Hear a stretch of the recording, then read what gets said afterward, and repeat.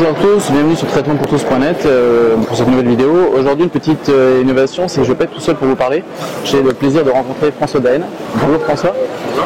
Donc, je vais te poser quelques questions, notamment alors comment as-tu commencé le trail? Comment es-tu arrivé dans cette discipline du trail? Est-ce que tu es arrivé plutôt tôt ou tard par rapport à d'autres? J'ai commencé un peu de manière logique quand j'ai eu 17-18 ans. J'ai commencé à faire mes études, mes copains ont commencé à avoir le permis et on a pu aller s'évader un peu dans les montagnes et dans les chemins.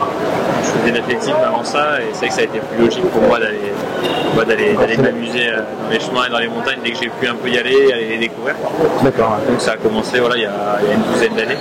Ok, donc ça fait au tout début du trail. C'est vrai que je suis en études de kiné.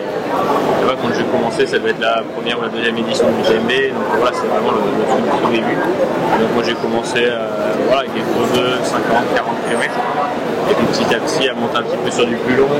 En 2006, j'ai dû faire mon premier 70 km, et puis après à partir de là, j'ai vu que sur le défordement, je me plaisais bien.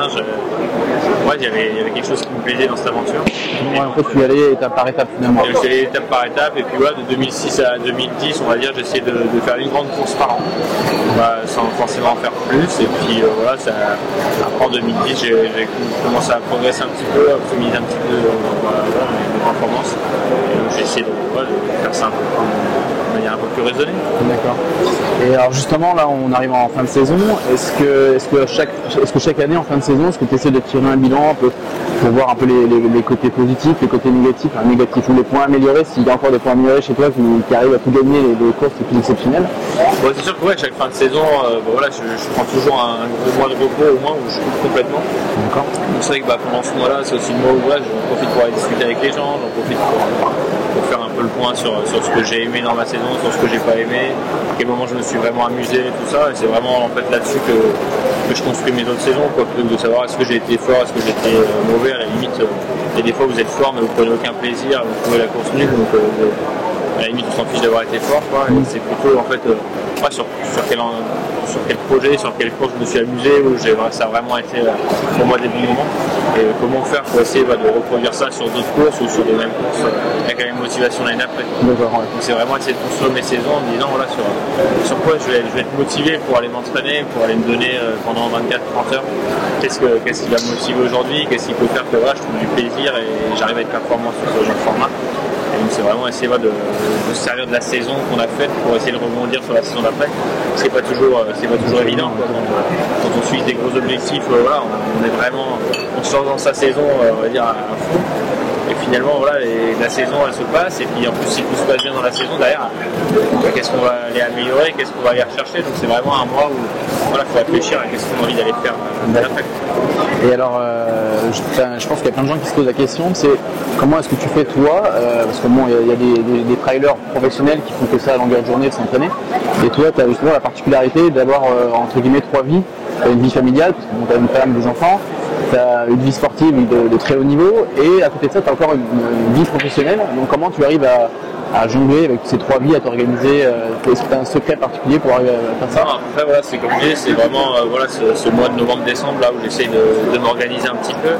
Après le vignoble là maintenant ça fait 5 ans qu'on l'a repris avec Caroline, et on commence à bien connaître un petit peu les périodes où il faut être dans le vignoble, comme là, je sais que le mois de novembre on enchaîne 4 jours salon toutes les semaines, en début de semaine et les nuits on fait les mises en bouteille et les mises en carton. Donc là c'est un mois où je m'entraîne, je suis dans le vignoble. Au mois de septembre il y a les vendanges, c'est pareil, les vendanges faut préparer des repas pour 50 personnes matin, midi et soir, c'est 3 week-ends par an, et puis c'est beaucoup de fatigue psychologique et physique, mais c'est aussi des bons moments. Donc il faut essayer de se servir de ça pour caler ses courses avant, après, les entraînements en fonction de ça, et jouer un peu sur la fatigue, tout ça. Donc c'est vraiment beaucoup d'organisation en fait, à dire à cette période-là, c'est clair que septembre, je vais pas aller me mettre une grosse course. En novembre, c'est pareil, c'est compliqué. Début de saison, je peux plus m'organiser, la taille s'est plus étalée sur janvier, février, mars, donc je peux aussi programmer des trucs. Je sais qu'en juin, il y a eu 10 jours où je dois les passer dans la vie. Donc il y a des des grosses périodes où en gros il faut être consacré à 100% dans telle ou telle activité. Voilà, pareil, quand je suis 15 jours à la Réunion, voilà, à part répondre aux mails et aux commandes, je peux pas faire grand chose dans le média. Donc il faut savoir qu'à ce moment-là, je peux pas faire ça.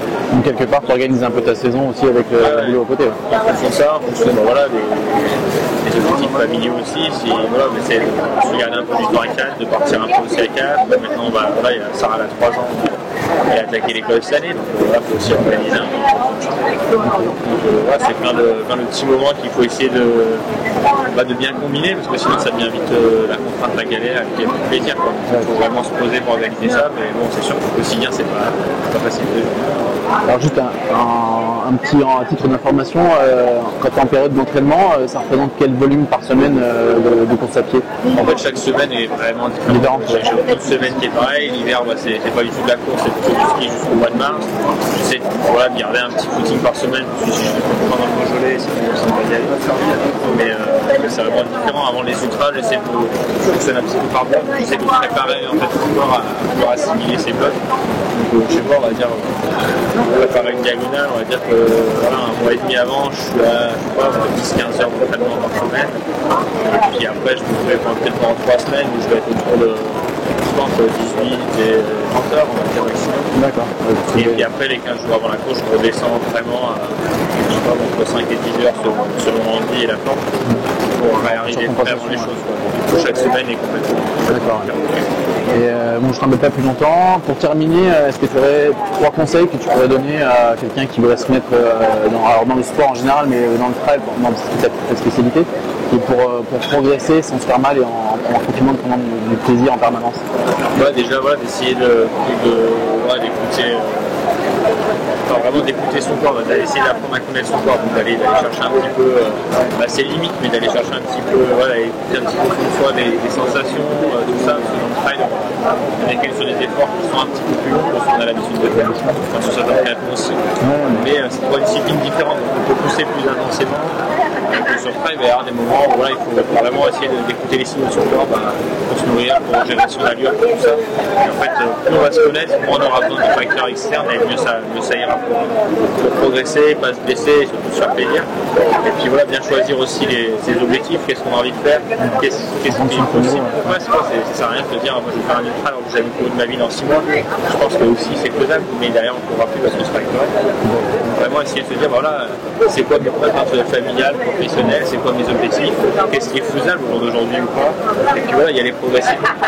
Mais voilà, c'est ça, c'est que en plus dans le trail que dans le triathlon, on a vraiment la chance d'avoir un sport qui est populaire, qui est ouvert à tous, et où même le coureur débutant peut rêver de faire n'importe quelle course qui existe. Donc il faut vraiment y aller progressivement et puis profiter de ça et y aller à son rythme.